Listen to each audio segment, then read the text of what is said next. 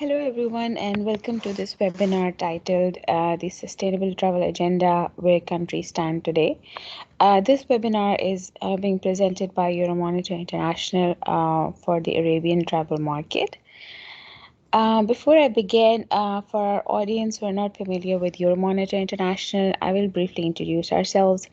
At Euromonitor International, we provide strategic market research across a range of product and service sectors globally. We offer strategic and tactical data together with consumer insights to help our clients identify opportunities and develop their strategies. In terms of our physical footprint, we have presence across 15 global offices, um, and we work with a large team of researchers with presence across 100 markets, which enables us to capture on-ground developments especially in uncertain circumstances such as the recent pandemic. In terms of our coverage, we cover 210 countries and territories with regards to our research for the travel sector in particular. A little about myself. My name is Rabia Yasmin, and as part of my role as a consultant at Euromonitor International, I've led our global project team for travel and tourism. In addition to my research work, I also oversee the quality of travel research, and I work closely with tourism bodies and players across the travel sector to gather data and get feedback on market performance. And I'm also increasingly involved in developing cross sector insights based content. So in this webinar, we will explore, as the title says, where countries stand in terms of their sustainable travel performance. Um, I will first introduce our proprietary Sustainable Travel Index, which we launched this year. We will explore what does the index stand for, how was it composed, what are the pillars and sub-pillars of the index, and so on. Following that, we will see who are the top 10 players and where does the Middle East region stand in terms of the sustainable travel. Towards the end, we will review which are the most interesting pillars and some key takeaways from our current ranking on the index. Before actually diving into the index, let's look at how consumers feel about their role towards protecting the environment and the sustainability at large. So we ran a consumer survey in 2021, which shows that 66% of the consumers globally want to have a positive impact on the environment through their daily actions this year. And if we compare this score against the consumer attitude on the same metric last year, there has been significant improvement. So as we know that the pandemic has definitely shifted focus on the sustainability agenda, and so does the consumer perception in terms of how important they think their role can be in protecting the environment and supporting sustainability at large has also become more sort of a mainstream message in this year. Last year, we also saw a lot of buzz in the industry. It's not only on the consumer side that the consumers are becoming increasingly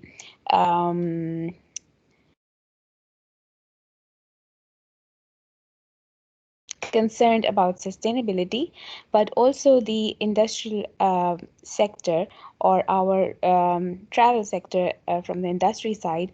They also look at the performance of the sector with regards to the sustainability now. And given there is a lot of reflection on the causes of the pandemic and the longevity of the travel trends that mostly encapsulate our travel sector. So let's begin. Now I will introduce our Sustainable Travel Index. First of all, why do we need an index? definitely an index is very much needed in terms of measurement and gauging where does the travel sector stands in terms of sustainability. There's a lot of talk around sustainable travel, but in order to take any measurable action or to start from somewhere, countries really need to know where do they stand across various metrics that could be used to measure sustainable travel. And from there onwards, we really think that this index is a very resourceful tool to further not only measure or benchmark, but also highlight areas of improvements across countries so that they can make sustainable travel strategies. So definitely, COVID has put sustainability at the core of the recovery in across many industries, including travel, which will accelerate efforts to achieve the sustainable development goals. Even before the pandemic, there was this narrative of over tourism, and various environmental activists did raise concerns regarding, for example, preservation of various species, carbon emissions via airlines, etc.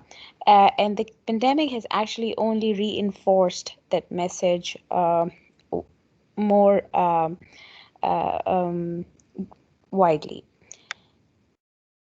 So going forward, definitely sustainable development goals are more likely to find place in the corporate strategies in the travel sector as both a challenge and an opportunity. So our sustainable travel index is built on a wealth of information from our travel and sustainability lens that we used to curate this index. The goal, as I previously mentioned, is to help travel businesses and tourism boards understand what pillars can be improved in their markets and offer action driven benchmarking. Okay, so the Sustainable Travel Index is built on seven pillars, which are environmental and social sustainability, economic sustainability, risk, sustainable demand, sustainable transport, and lodging.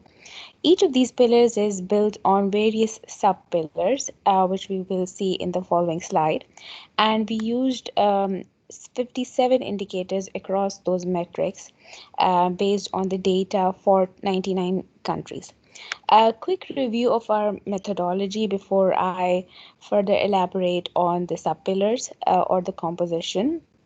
We both used our in-house data from our proprietary travel research, as well as our research on the sustainability, our research on economic and social statistics, as well as we used other sources such as the World Bank, the UN, and we also partner with certain external partners such as Greenview to support data gaps. Now, on this slide, you can actually see each of the seven pillars with their sub-pillars and the weight assigned to each of the pillar. So if you see sustainable tourism demand, sustainable transport and lodging um, combines to have a 60% weight in the index, given we want to understand the sustainability in the travel sector. The rest of the pillars form 40% of the index, and they're related to environment, social sustainability, economic, and risk factors. So let's see a couple of pillars and their sub pillars. For example, sustainable lodging is looking at how hotels are using various resources, including electricity, or are they being energy efficient, etc. Then the other component of sustainable lodging includes lodging formats. So we know different countries have a different mix of lodging offerings, ranging from more commercial formats or luxury formats, as well as more sort of short-term rentals in their composition. Nevertheless, it's not the format that actually defines if it's sustainable, but definitely the formats in general do have a specific impact on the overall operations of the lodging facility and how they're managed, and consequently how sustainable they are. Let's look at one more pillar here, and let's look at sustainable tourism demand. And we have three sub-pillars for the sustainable tourism demand, which includes resilience, value creation, and over-tourism. So resilience basically refers to the balance between the inbound and domestic tourism in a particular country, and then the value creation from the tourism sector and how that value is actually distributed within the sector, and then over tourism, which is also a very important factor that we have realized, or the pandemic has just further shed light over this particular aspect related to over tourism.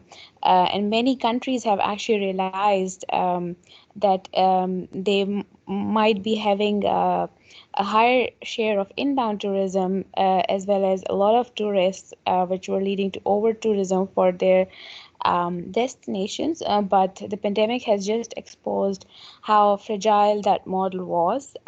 So that is the scope of the sustainable tourism demand, which is our fifth pillar on the index.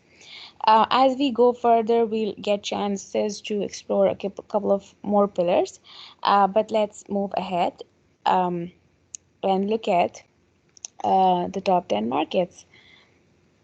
Okay, so to no surprise, the top 10 markets are dominated by the Nordic and the European countries, with Sweden ranking first on the sustainability index, followed by Finland. Norway ranks fifth, and it has made continuous strides over the past 6 years, which includes 2020 as a year of research. And actually, most European countries are also benefiting from the strong voice for the sustainability and the wider sustainability agenda driven by the EU. So that is very much obvious in how the countries have emerged, or they rank now on this sustainable travel index. In addition to our index, we also reviewed our results from our sustainability survey. And if we look at the results from the Scandinavian travel businesses, 65% of the Scandinavian travel businesses implement a sustainable strategy, whereas this figure on a global level is 55%. So there is a 10 percentage point difference between um, the uh, the strategies available for sustainable travel across the world versus the Scandinavian markets in particular. So this, of course, is also a testament or a confirmation in terms of how the rankings have progressed for these markets. One notable case in this top 10 ranking is possibly Slovenia. And Slovenia has a green scheme, which is Slovenia Green, and they have been advocating sustainable travel quite a lot in their overall travel strategy. And there's a lot of focus on developing sustainable travel destinations within the country. They rank 10th, which is, of course, still good. But if we cross compare this to some of the other markets, which probably are ranking as the top three ones, we see there's a difference. Like Norway and Sweden stand out, which allows us to study that some of the countries who might actually not be marketing their sustainable travel agendas, or they might not even have an agenda in particular in place, but they might be having the sustainable travel practices which are of particular importance for the wider travel sector to look at and benchmark against these countries for best practices. So now let's look at Sweden as an example, and the country ranks first on this Sustainable Travel Index. There has been no change in the index ranking over the past 6 years, which is very interesting and a notable achievement for Sweden. A notable standout feature for Sweden is its relatively good ranking on sustainable tourism demand. Um, Given good scores on resilience and uh, over tourism. So they have a good demand or mix of inbound versus domestic tourism. There's a national level policy to reduce carbon footprint, managing the Arctic, reducing global warming. So hence, risk is also a standout factor or feature with high levels of security and preservation of uh, nature. So, despite high ranks, though, the index puts light on Sweden for areas to improve, such as economic sustainability. When we look at the behavior of the Swedish consumers, actually we found that 39% of the Swedish consumers say that they boycott brands, including destinations that do not align with their beliefs. If you look at one of the noticeable examples is their activist Greta Thunberg, and this is just one example of how Swedish consumers and their upcoming generation put sustainability and climate change at the core of their values, which is also impacting the way businesses are adapting to these values, as well as looking forward to reshape their strategies. Um, so now we will look at the movers and the shakers. So while it's important to look at the top performance, I think it's interesting to see which countries made the most progress. So if you look at this chart on the right, Netherlands has made significant progress due to their significant improvement in terms of transport and smart city initiatives. Um, there's a lot of focus within Netherlands on energy efficiency, recycling of waste is another exemplary um, case from Netherlands. Then their electric transport systems have also seen continuous strides with social charging schemes, also being a highlight for Netherlands. Then maybe from this chart, if you have to call out another example, let's look at Costa Rica. They rank 61st on the index, which let's say it's not that attractive to be on the 61st place, but they've made impressive strategies and initiatives. For example, green taxes and taking the money back from these taxes to double their rainforest coverage, which is an impressive strategy in order to, uh, um, preserve their ecological environment. So at the same time, when we look at different markets and we're able to find where in which of the pillars these markets are standing out, countries can actually also focus on other areas, so they can improve their ranking. So maybe Costa Rica, if they're seeing their strategies have definitely helped them in a particular area, it would be notable for them to see what other areas could be improved to improve the overall sustainable travel offering. Um, yeah, and then okay, so um, in addition to the index, uh, I've added here some of the data from our Voice of the Industry survey, which is conducted among industry experts um, for getting feedback in terms of various metrics and strategies which are prevalent in the sector. So if we look at this ranking, we see that travel falls short in sustainable action globally when compared to other industries. So, for example, nearly 70% respondents mention their company is having a sustainable strategy currently across other industries. But in travel and tourism, this ratio is nearly 55%.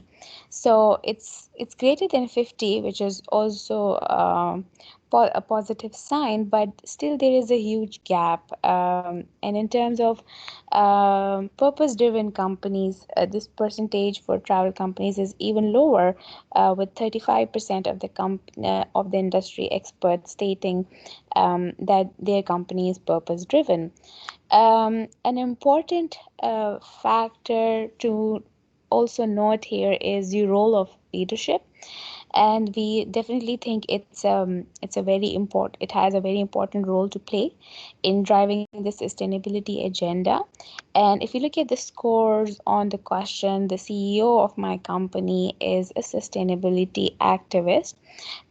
You see that only 15%, around 15% of the respondents affirm that within the travel sector, while globally across other sectors, this is over 20 or almost 25% um, uh, respondents saying that their CEO is a sustainability activist.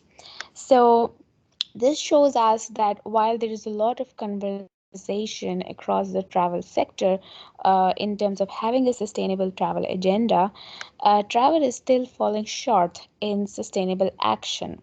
And there is a lot of momentum and a lot of um, talk about sustainable travel with COP26 and other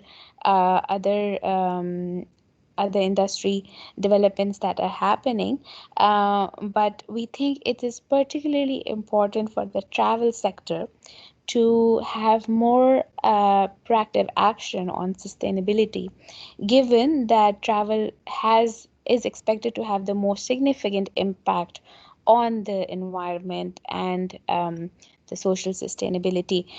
We all know the the importance of carbon emissions, if reduced via airlines, could have a huge impact, for example, on the environmental sustainability and the overall risk for climate change.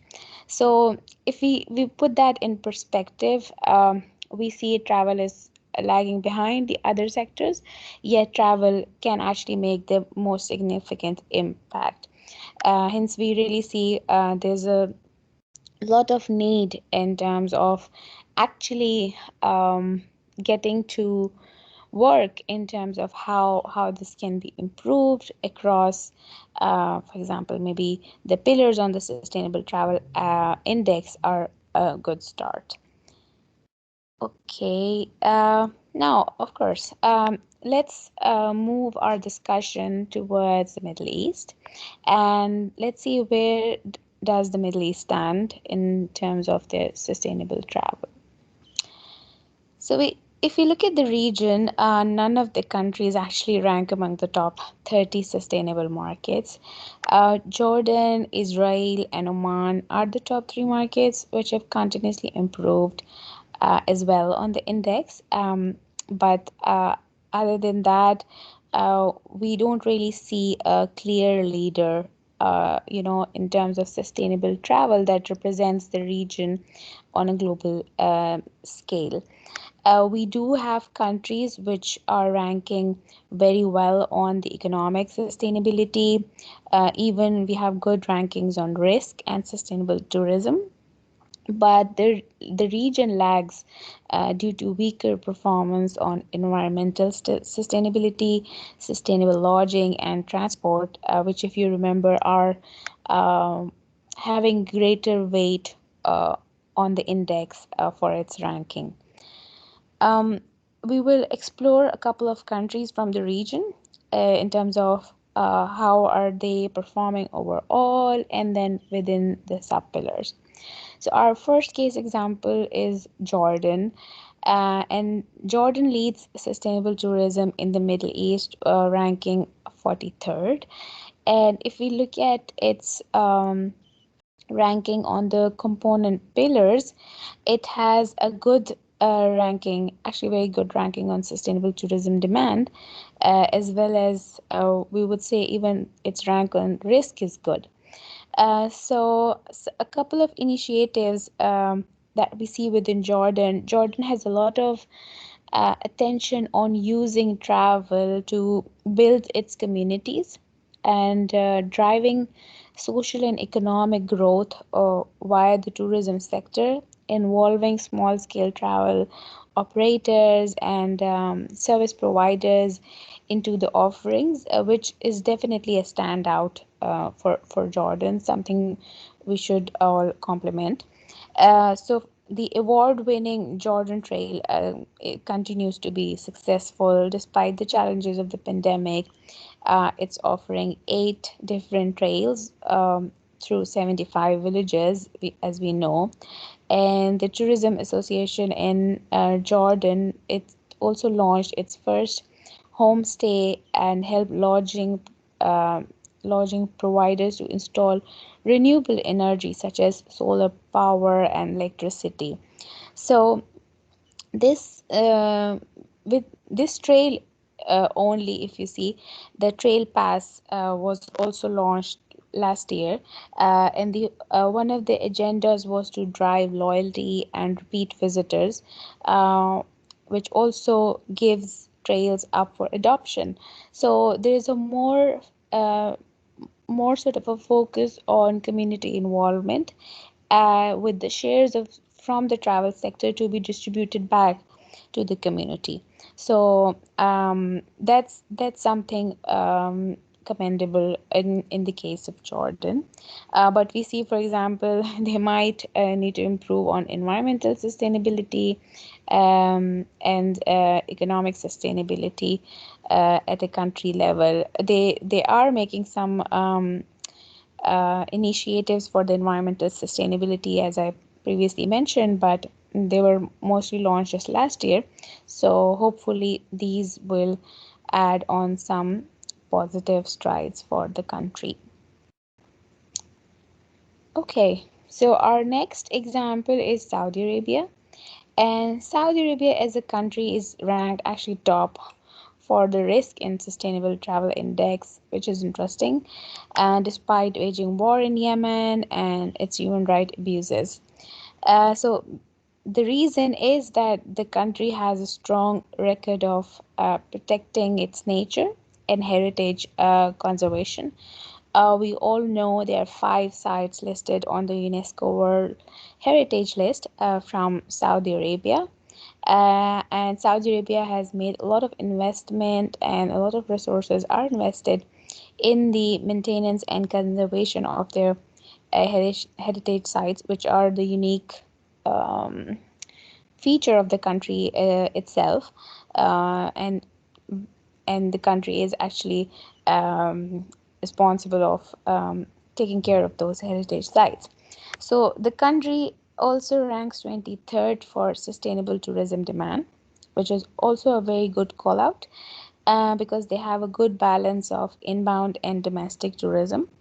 Um, the preparedness and the resilience of the country's tourism demand um, was further highlighted actually during pandemic, um, while the country faced a huge impact on the inbound travel.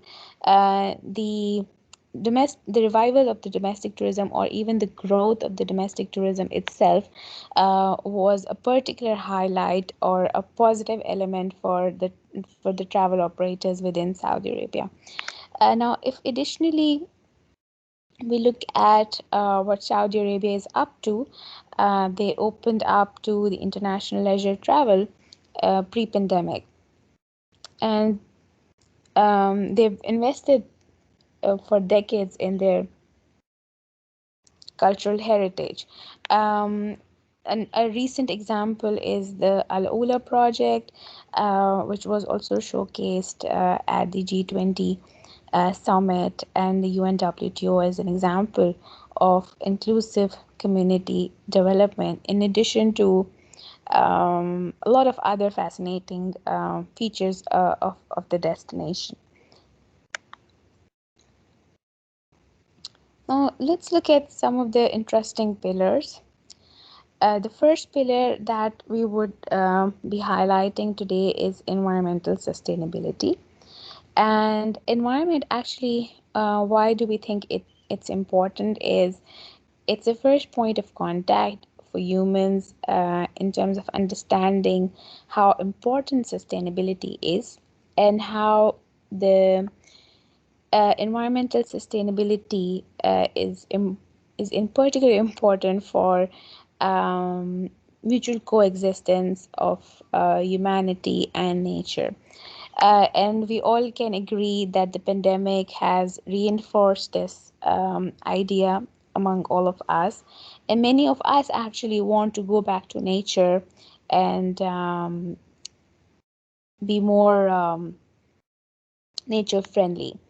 If we look at the pillars and sub-pillars of the environmental sustainability that I would like to highlight here, this refers to how does the country rank in terms of climate. So climate has been used as an indicator where we look at the mean temperature growth. This is very much an indicative of the climate change for that particular country.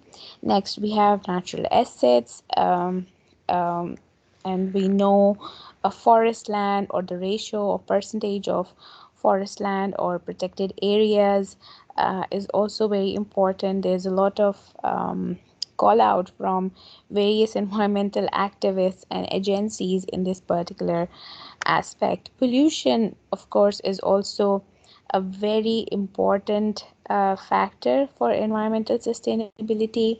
CO2 emissions from consumption and flaring of fossil fuels. Similarly, the PM10 concentration, they're very important, and we all know this is how well correlated this is with the overall air quality of destinations and how even consumers are making decisions on these aspects now with many of the Asian destinations um, were impacted by their levels of pollutions recently.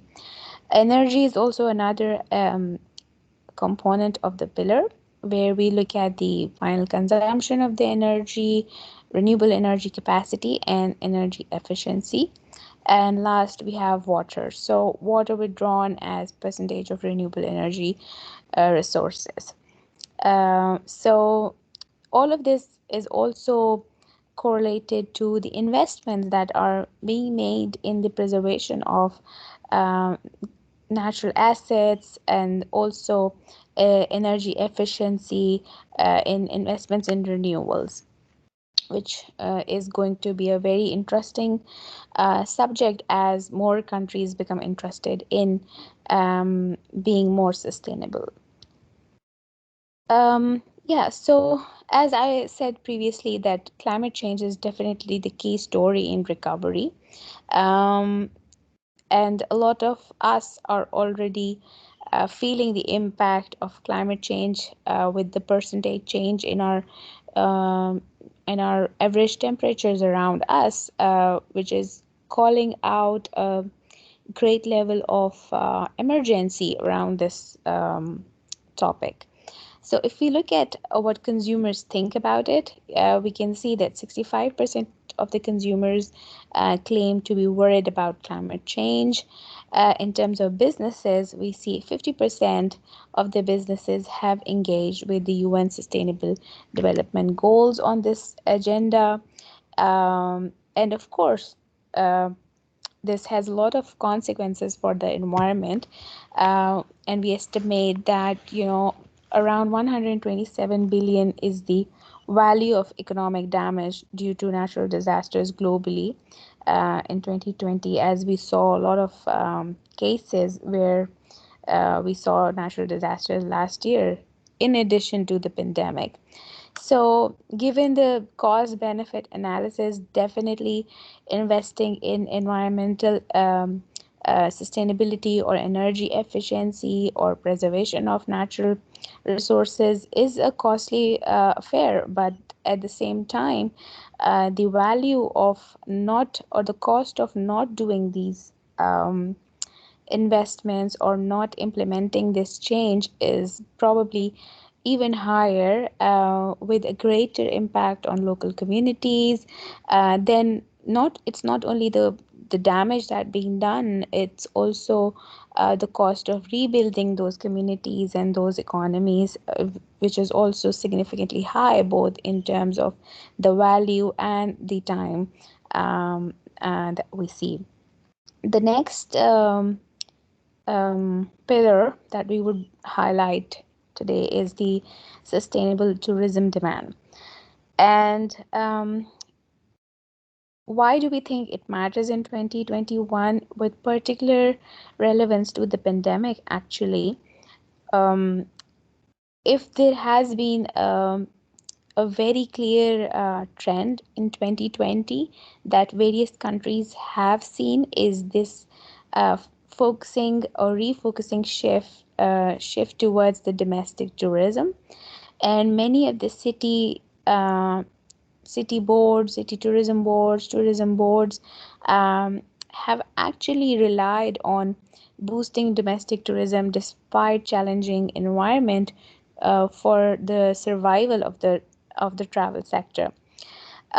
While sustainable tourism demand should have a good mix of inbound and domestic tourism, as we see, resilience is one of the key sub pillars of where domestic trips per capita and domestic travel expenditure is important.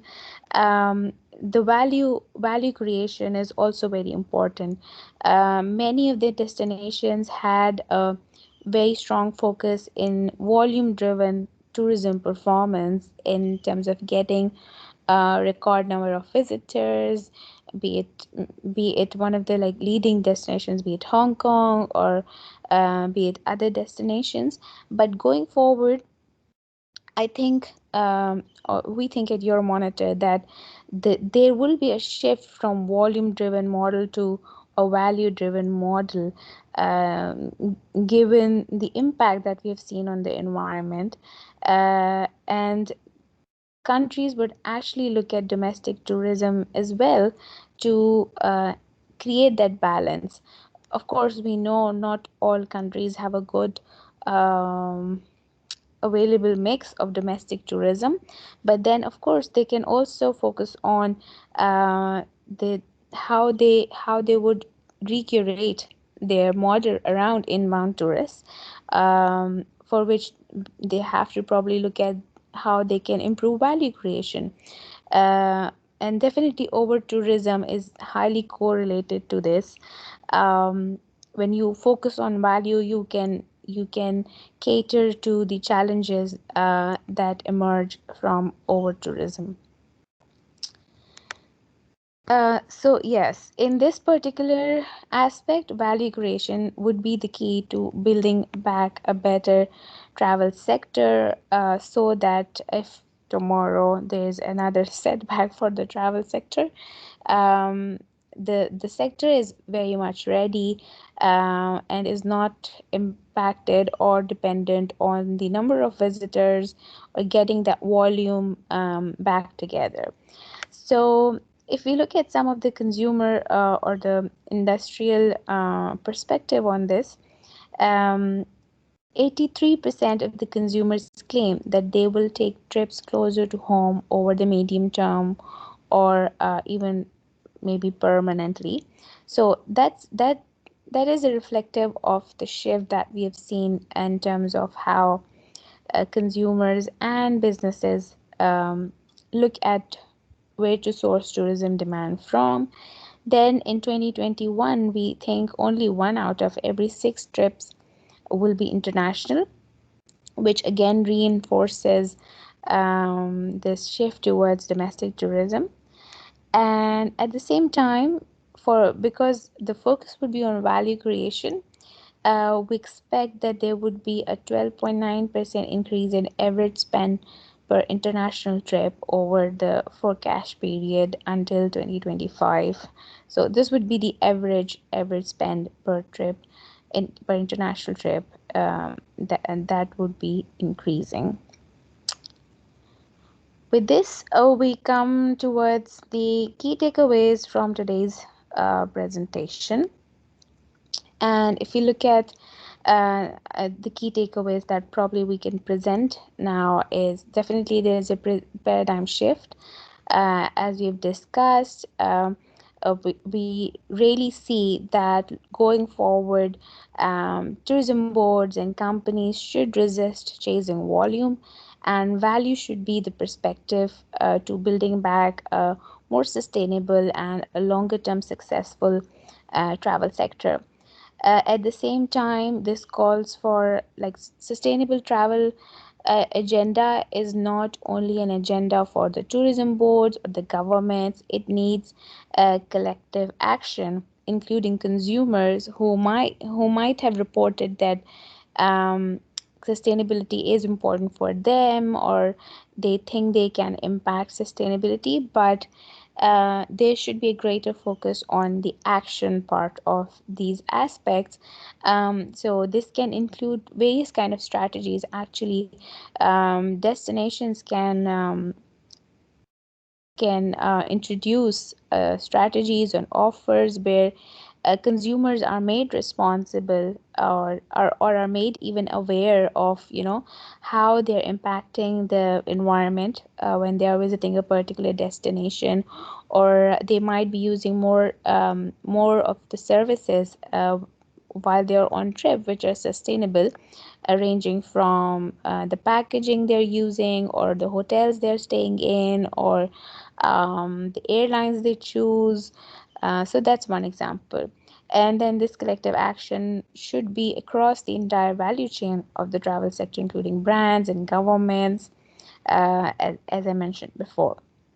So definitely every voice counts. This index itself is a reflection that is a reflective of the fact that each country is at a different stage of their sustainable transformation. Even the top ranking countries on the index uh, have noticeable areas of improvement.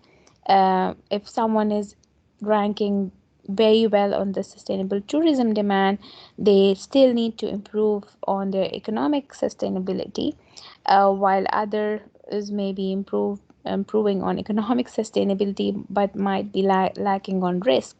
So in this case, the thing is, in terms of where we are standing now in terms of the overall sustainable travel agenda, um, this is the stage where everyone can share best practice, so everyone can help each other to drive this initiative, or this larger area of interest for all. Then our fourth takeaway is elevated experience.